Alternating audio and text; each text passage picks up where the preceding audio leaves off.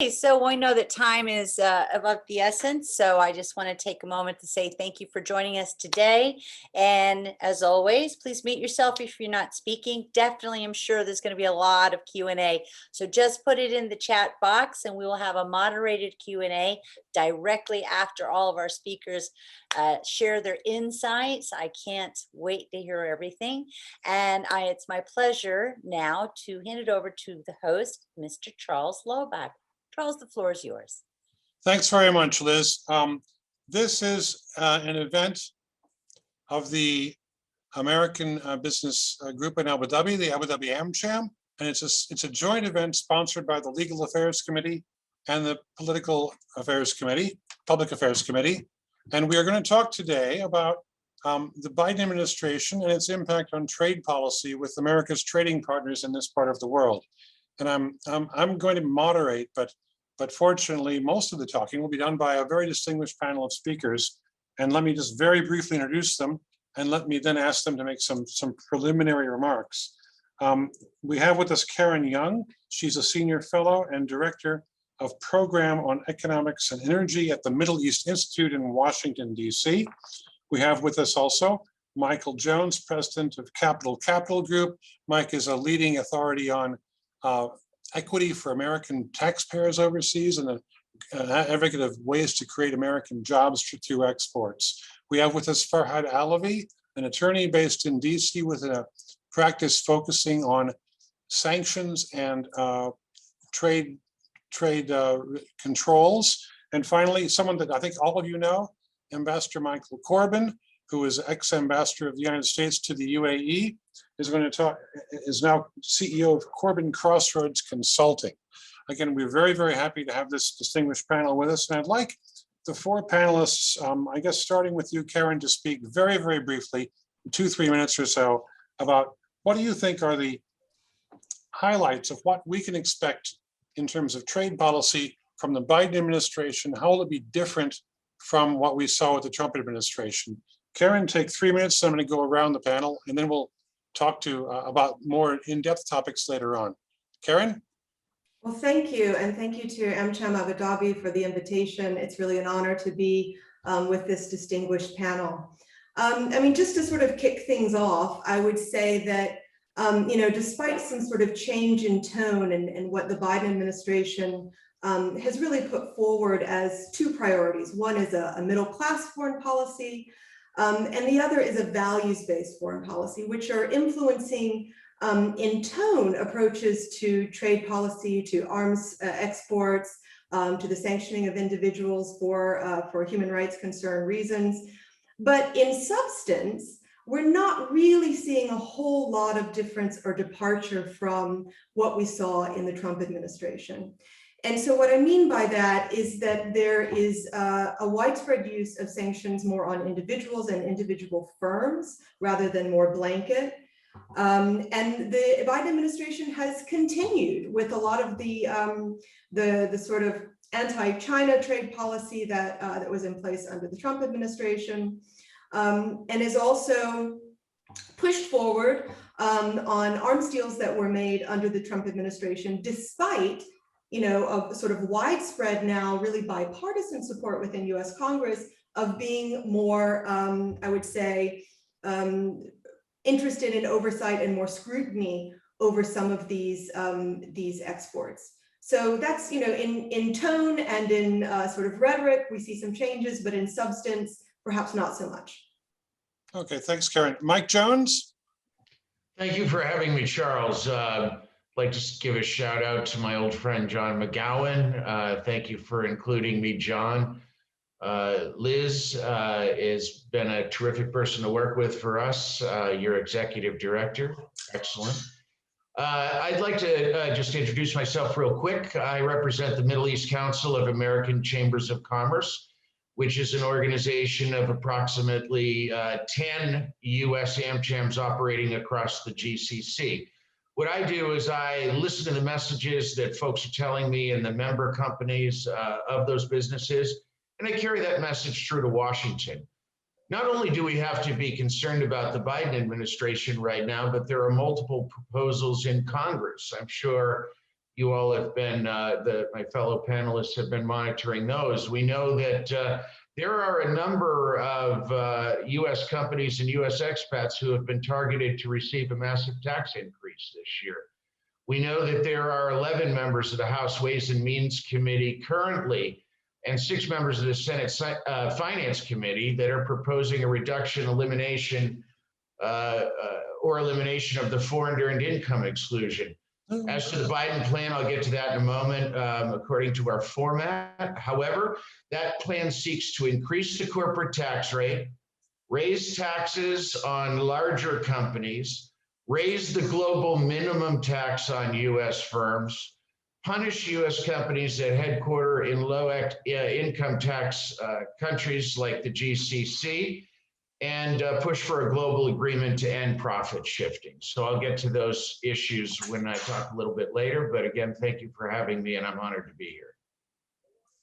Okay, thanks for that sort of like 20,000-foot view, Mike. Well, you'll have a chance to make some more detailed comments in a few minutes.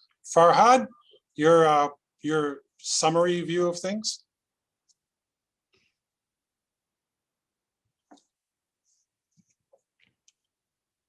You're on mute. Unmute yourself, Farhad. My apologies. Thank you, Charles. First off, I'd like to thank all of you at AmCham, especially my good friend John McGowan, for making this happen. Really, I always tell my clients that I think sanctions and export control policy and basically trade security policy are among kind of the issues that are perhaps the least political, at least were the least political in Washington in terms of being partisan. And you didn't have that kind of reversals that you would see in other policy areas, such as, let's say, the environment, whenever administrations changed. And really with this administration, as was noted earlier, it seems that there hasn't really been much change and much pressure to kind of eviscerate the legacy of the previous administration, contrary to what people may have expected.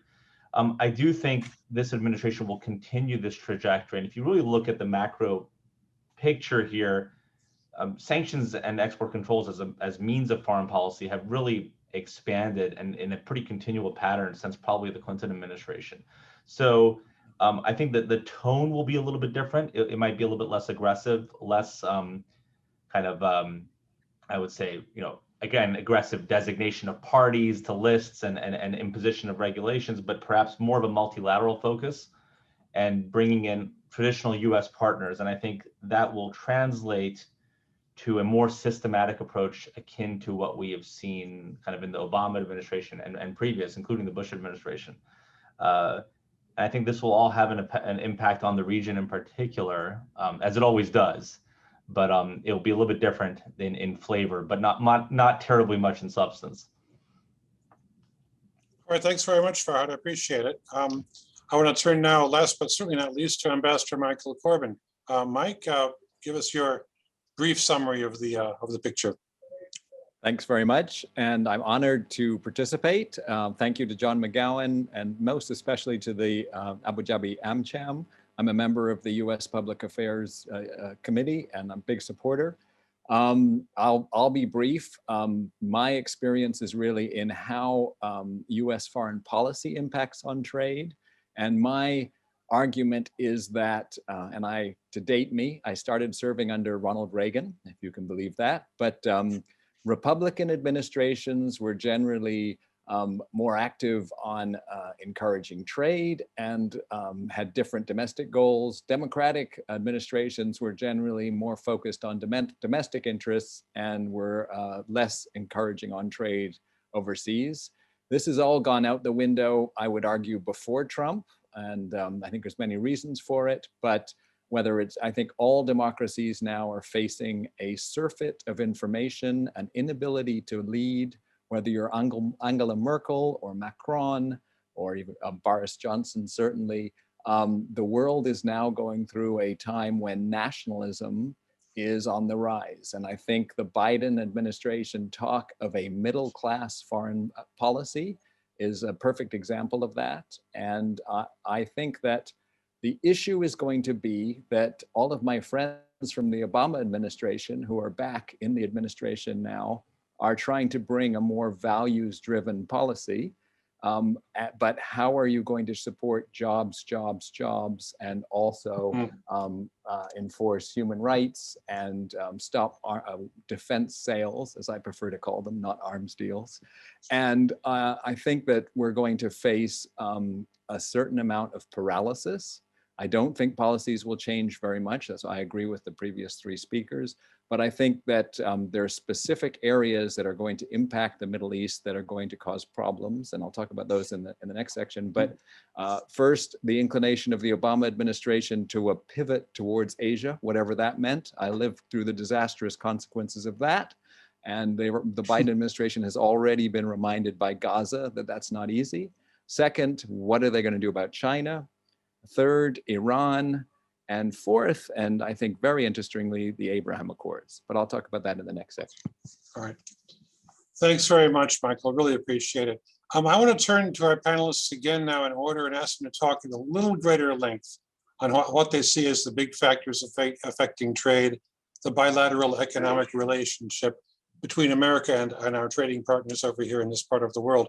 By the way, everyone listening, please don't hesitate to put your comments or questions in the chat box. We'll get to those at the end of all of this. If we get questions, we usually do. We'll try and make sure that the object here is to stump the panelists. You know, find something that they don't know and ask them a really hard question.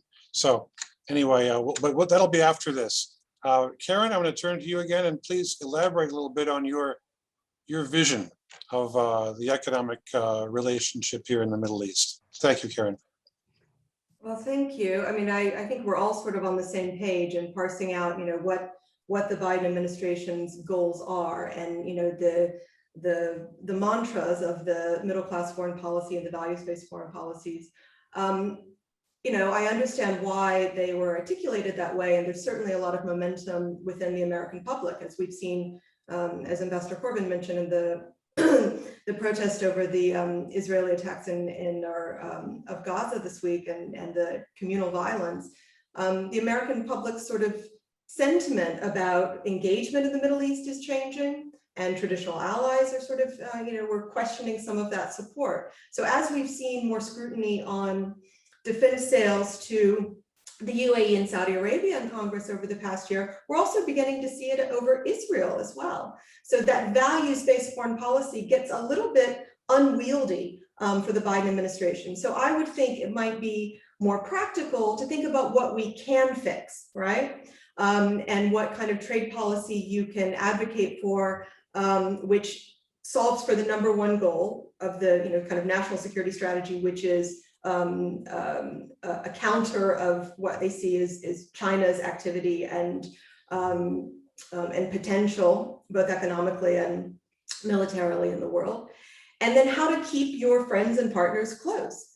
And so pushing on the middle-class foreign policy, which is meant for domestic job growth at home, and the values-based foreign policy is not going to get you there, right? What's going to get you there on the things that we can fix is thinking about shared investment strategy, shared growth, and sort of the post-COVID economic recovery. That's an easier sort of entry point in terms of US foreign policy, US economic policy towards the region, which our transatlantic partners can get more on board with, and our partners in the region can get more on board with. So, you know, when we think about the issues that we've had in the bilateral relationship between the U.A.E. and the United States just since the beginning of the Biden administration, there are issues on defense sales, the F-35 sales and drones, which are going through. So the Biden administration is really staying in line with what the previous administration had wanted to do, but causing some difficulty within the party.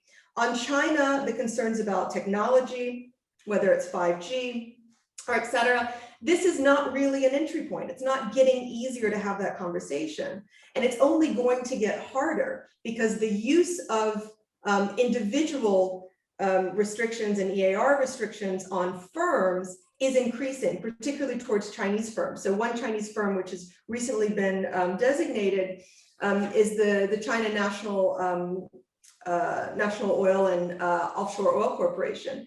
This is a potential partner with our own partners in the region, right? And so you're really creating a chain of kind of difficulties in this convergence of the confronting China policy, and the other kinds of tools that, that the Biden administration is using. So, you know, my advice, if anyone really cared, would be let's look for the low-hanging fruit. Let's look for the things that we can do together that are easier to facilitate. Thank you, Karen. I mean, China is not a potential player here. China is playing here. They're here in a major way, and it's getting bigger. So that's a factor I guess we're all gonna have to keep on the radar screen going forward. Mike Jones, your further comments, elaborate a little bit more. Sure. I'm primarily concerned about what the changes in tax policy in the latest Biden tax plan is going to have on American companies overseas. The GCC right now is collectively one of the largest export markets for the United States. It's number 8 in the world. Increase in GCC exports annually has been about 5.3%. So US exports to the GCC is outstripping the global average. Almost 11 million US jobs are contingent on exports overseas. We're phrasing this argument in Washington, D.C. not as a tax argument, but as a trade and job creation argument here in D.C. because our policy on taxes is going to have an impact on jobs in the U.S. As we know, more Americans abroad equals more jobs back here at home and increase in U.S. exports. Americans overseas are the ambassadors of our economy and the American way of life. So not only is there an economic reason, but there's a foreign policy reason as to why our tax policy ought to be a little bit more sensible than what's being proposed. We know that in 2017, the tax bill slashed the corporate tax rate to 21%, which was down from 35%. And a series of other provisions that the Biden administration says have encouraged firms to shift profits to low tax jurisdictions.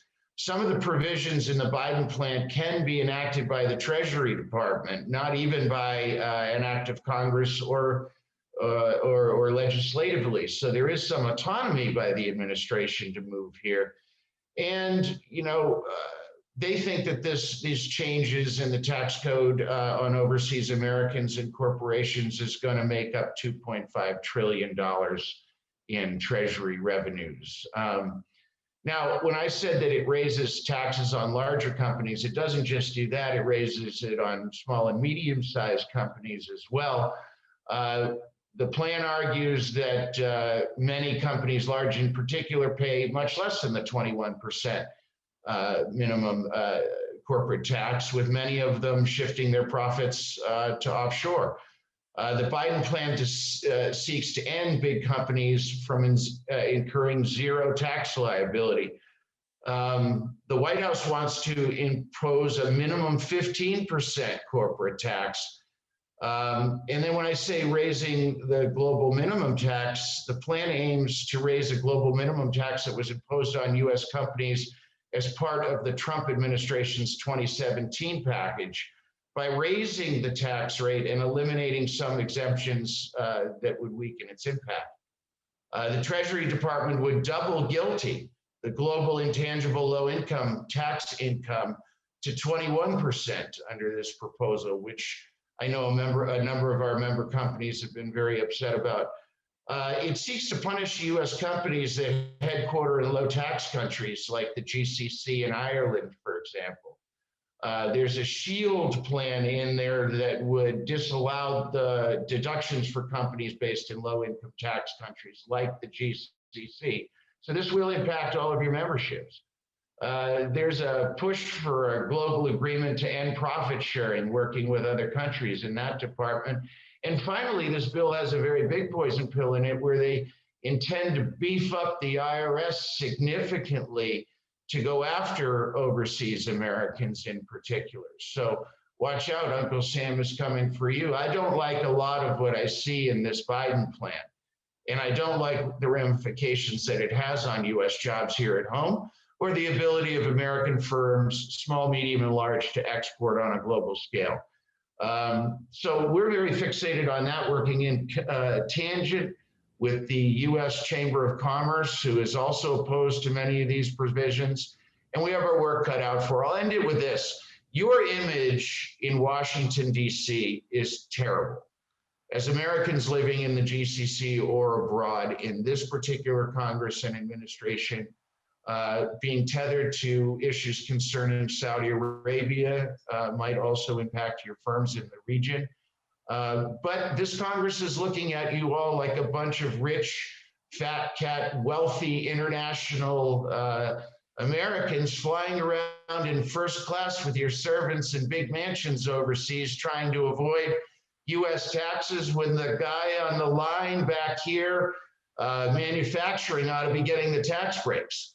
So that's what you're up against.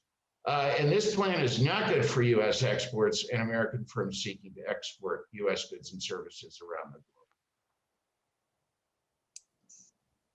Interesting. So that sounds like a pretty big difference between Trump, who loved expatriates and making lots of money overseas, and Biden, who perhaps does not. So yeah, it could all be a real pocketbook impact on all of us as individuals, and maybe even on the American corporations doing operating over here. Maybe we'll see about that. I've got a question for you later on, Michael, about exactly that issue.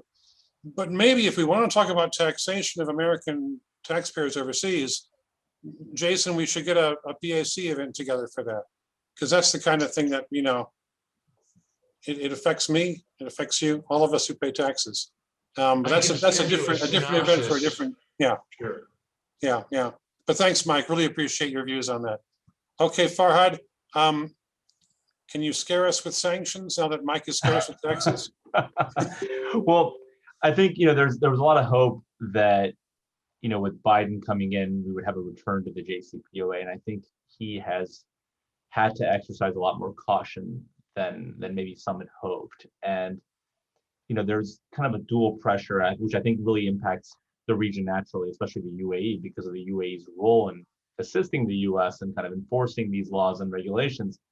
That's part of the reason I until COVID, used to go there so often, and hopefully we'll start coming back soon. Really, what you're seeing is, I think there's pressure on both sides, both in Iran and in the United States, to have a more lasting deal. And in order for that to happen, I think the contours of that deal will have to be a lot broader than they were planned, at least, to go beyond the nuclear file into other malign behavior by the Iranian regime. And that's a pretty Herculean task, I think, given the climate here and over there. And in that sense, you know, this will be an issue to the extent there's going to be any kind of tentative deal, or even any deal if one happens. I think that will be a front and center issue for the UAE with respect to U.S. relations in particular, both in terms of, you know, whatever activity with Iran goes up naturally, a lot of activity might be going through the UAE and Dubai, and that's obviously a natural issue of concern. And for U.S. enforcers, you know, our cases with enforcement almost always have a UAE element, it seems, whether it's to Iran or even other parts of the region, including South Asia.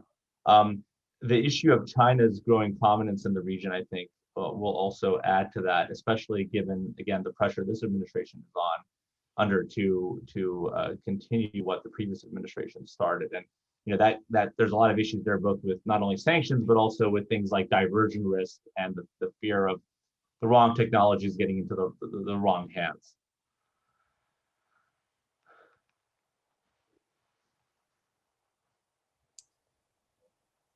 All right, thanks very much, Farhad. I appreciate it. I mean, I remember just a question for you, Ambassador Corbin, before we start. I mean, I remember, I think when you were here, there were, if I recall correctly, 8 or 9 American State Department employees in the consulate in Dubai, and all they did was around sanctions compliance.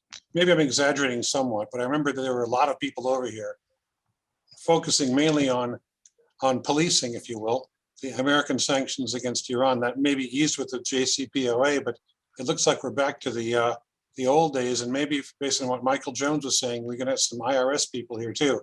Anyway, but I don't want to steal away your talking points, Michael. Let us have your views, a big picture now, on what what to look forward to the next, tell us everything that's going to happen in the next 4 years. Yeah. I wish I could. I always say an Arabist is someone who continuously and impeccably fails to predict what will happen in the Middle East. And I am an Arabist, so everything I say is subject to a lot of risk. But I'm also no longer an ambassador, so I can say what I feel and think. So I'll be very direct on what I have to say. First of all, I really think this jobs or middle class foreign policy versus values is an impossible proposition, because basically when we talk about defense sales, it's all about jobs, and the UAE, Saudi Arabia, and Qatar are some of the biggest consumers and customers of US defense products, and those are middle class jobs, not fat cat jobs. And to talk about stopping the sales to Saudi Arabia and UAE, as the Biden administration started off doing, was a complete non-starter.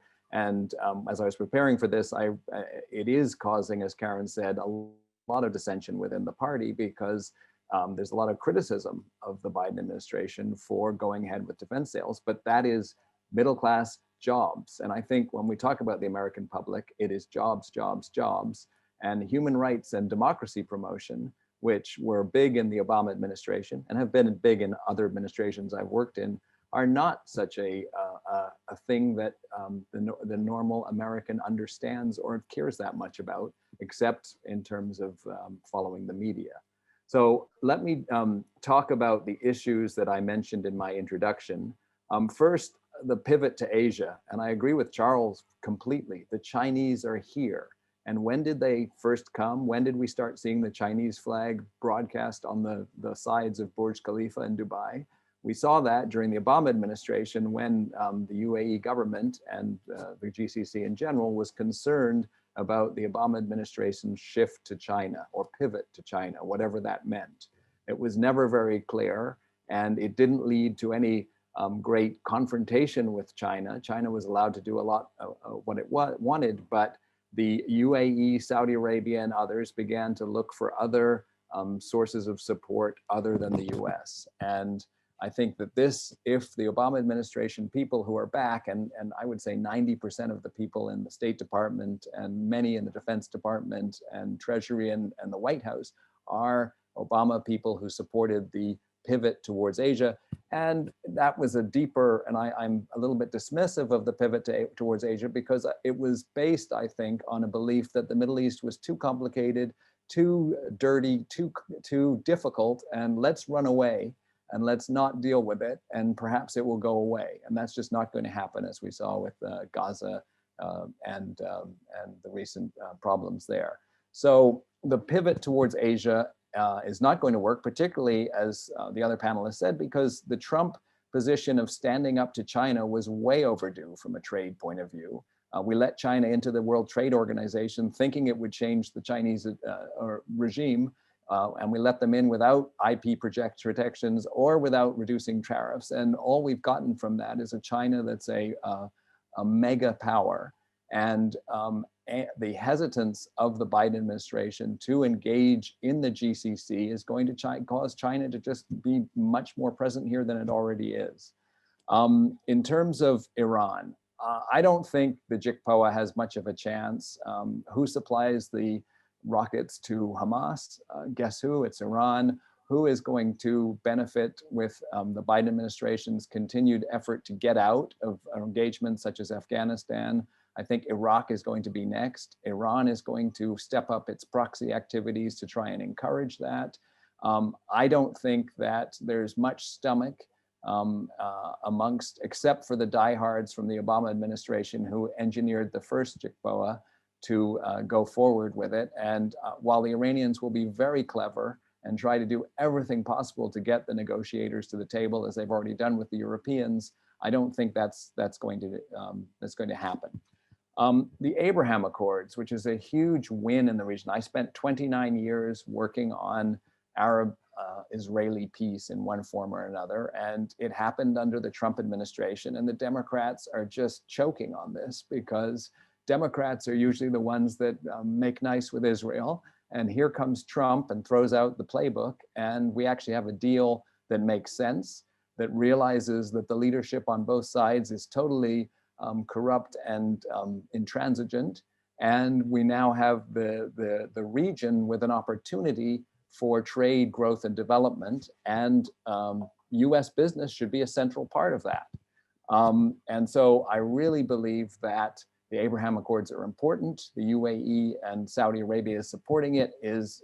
This region needs trade, and it needs US to be involved in that trade.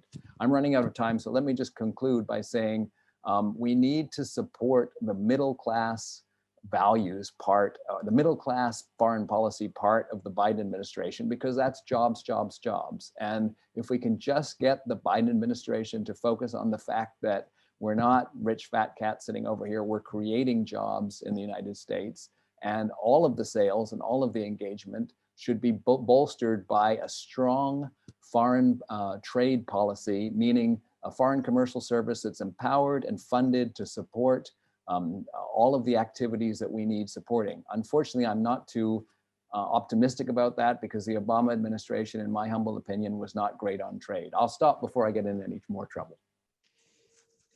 No problem. Trouble's good. Trouble's good, Ambassador Corbin. No problem at all. I mean, we do have Chatham House rules here, so you can say what you like, not about me, but anything else. And you know, it all goes. We're all friends. I've got a few follow-up questions for all of you. I see the questions have come in, and I've got first a question for you, Karen, perhaps that's not in the chat box. It sounds like if someone in Washington sneezes, the world gets a cold, and certainly we might get a cold out here. Now, is there the Democratic Party? Some people want, you know, labor and environment and standards and moral-based foreign policy and trade policy, and some just want to create jobs and don't care how you get there. Is there a conflict within the party? And is the resolution of that going to affect trade policy over here? Do you care to hazard a guess on that very quickly? Well, yeah, I mean, I would say within Congress, there is a lot of convergence between Democrats and Republicans on a number of issues, particularly on this growing support, bipartisan support for what's called the restraint doctrine, this idea that the US should be less of a force in terms of promoting democratization or intervention, particularly in the Middle East. And that's shared across party lines. And at the same time, there is a growing sense, yes, of within the sort of more left of center part of the Democratic Party, to advocate more on a US values basis of our foreign policy relationships. So, you know, those two things coexist with each other. And so that's why the restraint doctrine is getting so much support in a bipartisan way. But yeah, it obviously comes to a head in the Gulf for all the reasons that we've been talking about, because of the need and the also bipartisan support to confront China. It doesn't fly well in the Gulf.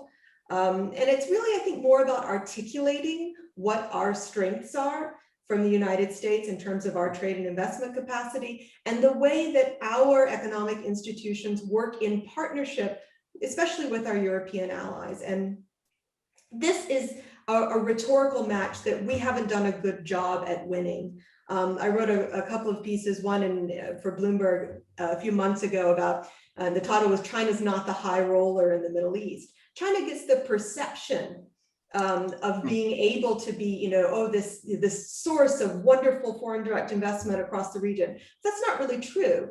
China has a number of large co-investment projects, particularly in the U.A.E. and Saudi Arabia, but a force for economic growth, job creation, and FDI flows into the broader Middle East, Horn of Africa. The US combined with the UK and Europe usually outweigh that. And sometimes the GCC is a more important source of investment. And so I think taking a more kind of holistic approach of, you know, where we can partner, particularly with our Gulf allies, in terms of trade and investment, the Abraham Accords being one example of the attempt to do that, is where we do better. And so getting bogged down on, you know, what are our American values and where do we and how do we enforce them, has not worked very well. Interestingly, if you think about the uses of sanctioned tools, through the Trump administration and the Biden administration so far. The one that has been quite successful is the use of the Magnitsky Act, so sanctioning individuals rather than states or heads of state when we do have concerns about gross human rights abuses. And so the Trump administration did this in the case of the murder of Jamal Khashoggi, and the Biden administration extended that to additional people. And so that is one tool that I think that we have that is effective. And it doesn't have to, you know, throw the baby out with the bathwater, so to speak, in terms of the bilateral relationship. Okay, thanks. I mean, your reference to, I'm going to turn to you now, Farhad, because Karen just mentioned sanctions kind of indirectly with the Magnitsky Act. You know, there's a Magnitsky Act and all the rest of that, and it's terrible what Putin's doing, but he's still there. Does Farhad, do you think that anyone takes a more realpolitik view of sanctions in Washington? Or are we going to keep on seeing more and more and more of them? Is there any chance that that's something that might actually bring about change will happen? I think the nature of them will change. I think it's a constantly evolving area. And as we see the effects of these kind of broad brush sanctions that have been put in place over the years, and they didn't start with the Trump administration, you're going to see perhaps more of an understanding of what works and what does not work, to Karen's point earlier. So in that respect, I mean, what we see now, for example, with Russia is, you know, there's no blanket embargo the way there is on Iran or Cuba or Syria. And because of the existing scale of trade that exists between the two countries, or with China for that matter, what you see is even what appear to be marginal moves to limit, let's say, trade and securities for the China Communications Construction Company, for example, or small directives perhaps on certain banks and other companies in Russia, have actually very pronounced effects. And you know, we see this in our day-to-day practice. So, you know, will there be a move towards targeting particular sector-based, you know, or focusing on sector-based sanctions versus, let's say, again, more blanket approaches? I think that will be the way of the future. I think the agencies are probably a bit overwhelmed with people trying to seek exemptions or licenses for things that perhaps were not foreseen, problems that were not foreseen when these regulations were issued however long ago. So there are a lot of effects because of de-risking. You see this particularly in the U.A.E, where a lot of transactions, for example, in the humanitarian space, that both parties have tried to, you know, support, have basically faltered because of fear of enforcement and whatnot. And I think one of the ways to counter that will be by virtue of having more targeted, more focused approaches on parties, on sectors, rather than just broad economies. Yeah. Okay, all right, thank you. Let me ask you a question now, Michael. Michael Jones, rather. We assume I'm a soft-hearted liberal senator named Bob Menendez, and I want to help the working man in America, and I want to do it by taxing Americans overseas. But Biden, what will Biden really do when the bill reaches his desk? Do you think, are we really going to have our taxes hiked up to unrecognizable levels like they were when Carter was president with this man in the White House? I mean, I understand there's people that don't like us in DC, but what about the White House? What is your real take on that? How at risk are we? I think you're more at risk from some of the progressive members in the House than anything else. You're in serious jeopardy when it comes to Ways and Means and Senate Finance, by definition of the composition of those particular committees. I don't know if the Biden administration has necessarily thought this through. We know the Carter administration didn't, when they zeroed out the foreign earned income exclusion and scores of Americans came home from all over the world, and we stopped exporting so many goods and services, and US exports plummeted. So I think that we need to intercede in the legislative process before it hits his desk. He's going to sign a massive bill. So there's going to be, and let me tell you this too, the US Chamber of Commerce is focused on its client corporations first, large American multinational corporations, and domestic policy that are going to impact them before they stand up for their overseas business and Americans working for those companies abroad. So to answer your question, I think we need to get to the House first. where we're in serious jeopardy because of your image as overseas Americans and the perception that there is very little sympathy for people who are already getting a tax exemption of over $107,000 a year. Yeah. So domestically, that does not play well. What we need to do, again, is turn this away from an argument about taxation to an argument about trade and U.S. exports in the House and in the Senate, and how those policies are going to translate to the creation of good-paying American jobs right here at home. Just to put it in perspective, 2019 totals, the largest exporter to the region, to the GCC states, was transportation equipment. Second largest exporter was machinery and electrical equipment. Third largest was computers and electronics. Fourth was arms and ammunition, and fifth was special classification provisions. So bear in mind the people making those goods and providing those services here in the United States are good. Those are good middle-class jobs, but make no mistake, those are middle-class manufacturing and service jobs that are going to dry up. So our arguments need to be presented to the House and Senate. They need to be done expeditiously. There is a process of horse trading in Washington, which many of you are aware of. There's a provision called pay-go, pay as you go. So if you want to spend more or cut taxes somewhere, you got to find the money somewhere. And we don't have a member of Congress, overseas Americans don't, protecting us.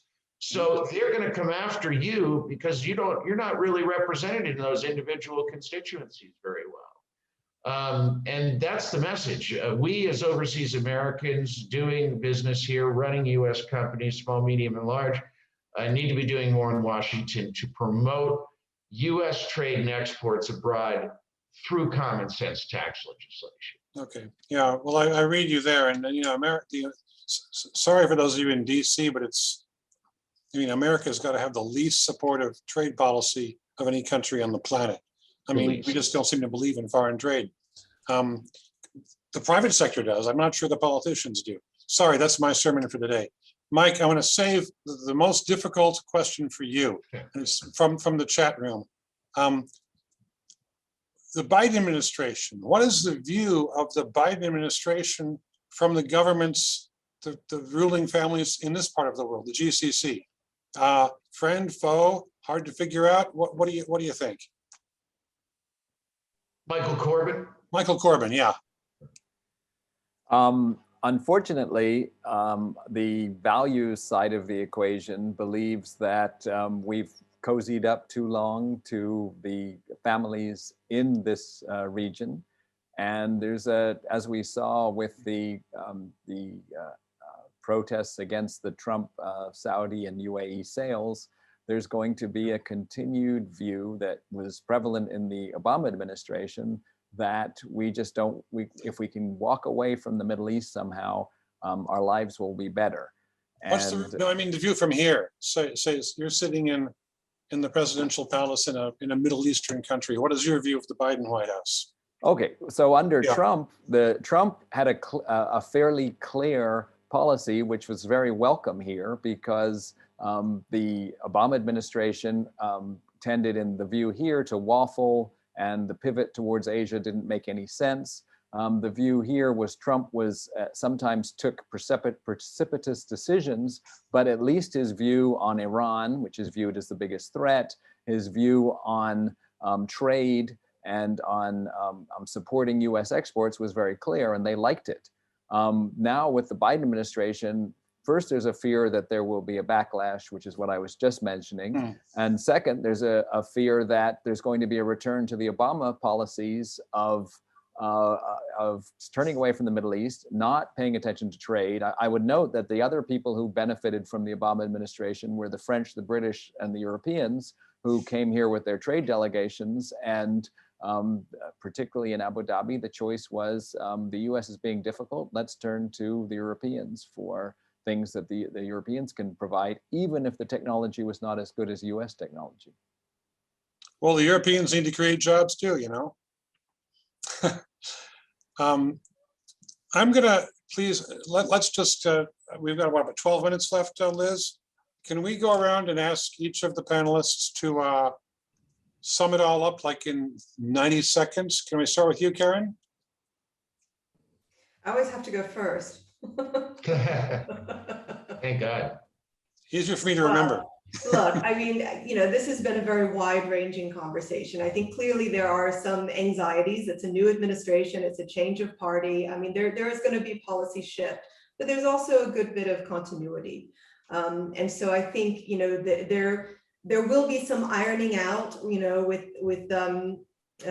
with these approaches, particularly on trade, on sanctions, and yes, the big sort of elephant in the room is what happens with the JCPOA and what is it? The fourth round of talks are now in Vienna right this minute, and they're looking very positive. We're getting to an agreement, and those additional issues, Iran's regional behavior, that's not part of this deal. And I think there will be a deal. And so the region will have to sort of readjust, and this creates opportunities. And it also creates some headaches, right? And it allows some actors, particularly thinking about the Houthis in Yemen and their needling at the Saudi border, that emboldens them, right? So we're going to have to continue to have problems, and America will need to have a presence and to have clear communication with her partners here. But a lot of that is just normal, right? And so if you think about what are the big issues, what the Biden administration has to really focus on, China, I would say, is number one. Number two is going to be the domestic focus on economic recovery and job creation.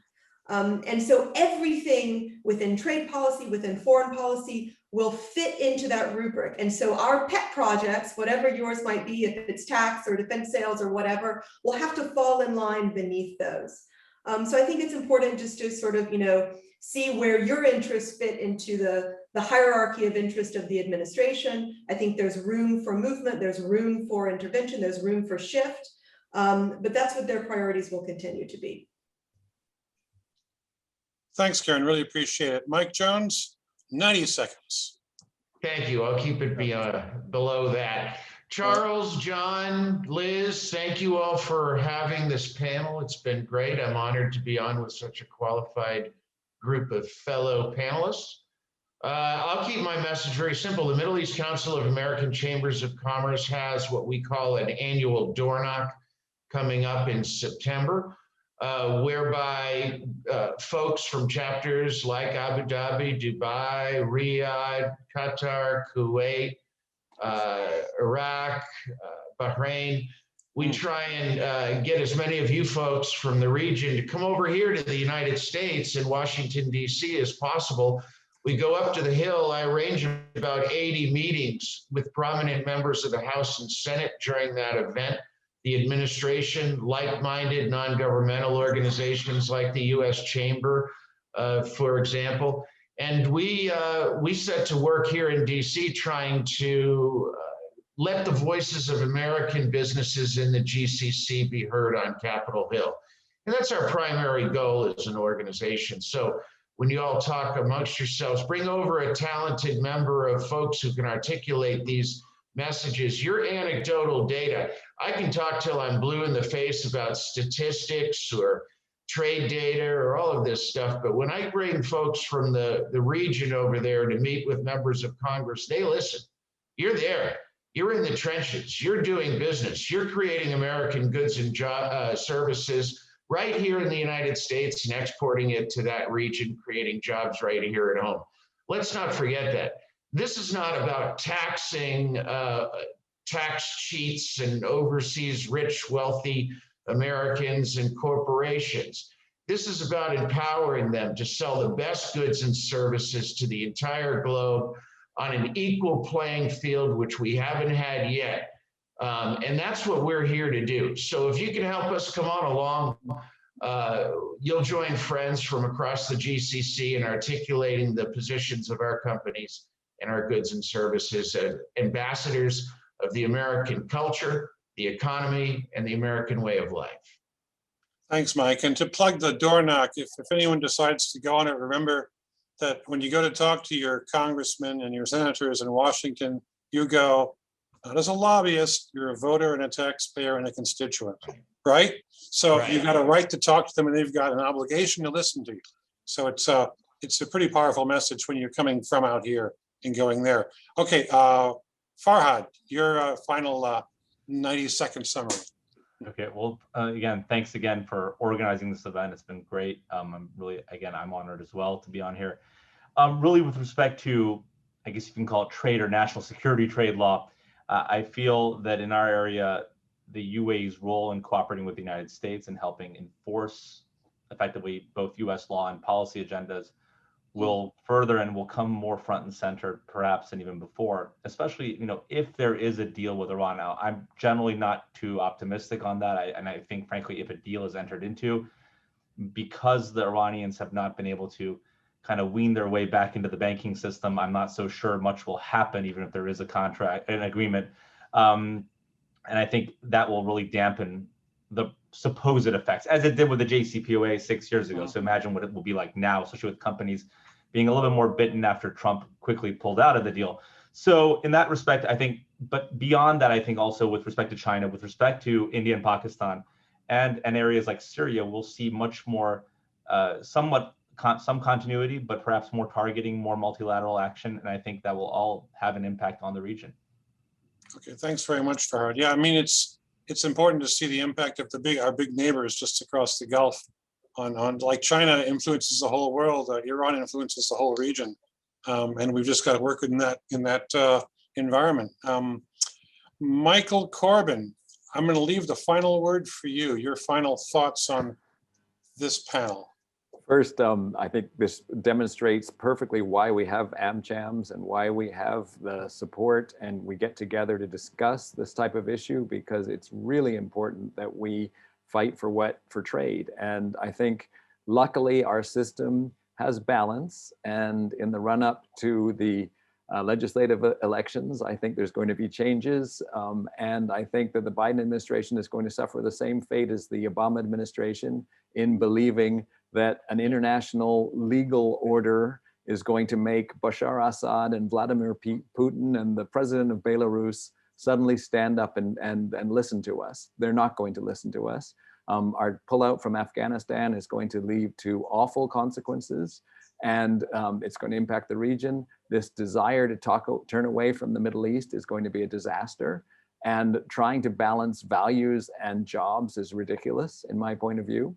So, and I would conclude by saying we do, as Mike Jones said, we've got to argue for the jobs point of view. I would just put a pitch in for the Abraham Accords, because our Israeli colleagues are huge influence in the United States. And I think from an economy point of view, we should do everything possible out here to support the Abraham Accords, because I think it's the future. And I think it will have influence in the US, and I think it does help make the jobs argument. So I'll stop there. Okay. Well, thanks so much to our panelists, Karen, Farhad, Michael, and Michael. Really, really good discussion tonight. Sorry to limit you in terms of time, because I know you could easily talk for twice as long, and it would be worth hearing. But we only have an hour. Before we close, I want to thank John McGowan, because I've been talking, but John did all the work behind the scenes, putting the panel together and cajoling our four panelists to spend time with us. So when you see Mike, when you see John in person next, buy him a scotch, buy him a cigar, whatever, and give him a big thank you. So from the Political Affairs Committee and the Legal Affairs Committee, thank you to everyone who spent their time with us this evening. It's been really, really interesting. Karen, Michael, and Farhad, thank you. Liz Sherratt, thanks for the work behind the scenes. And watch this space. We're going to be having some more interesting webinars in the years ahead. I think our next one for the LAC is on employment and immigration law. You wonder about why haven't you got a golden visa? You're wondering, right? I know you're all wondering that. I want to live here and work in Belarus, right? You all want to do that. Well, come to our employment webinar and ask embarrassing questions of our panelists in that event. It'll be next month. Okay, and until then, thank you very much. Appreciate it. Thank you, Charles, for a great job as moderator too. Thanks, John.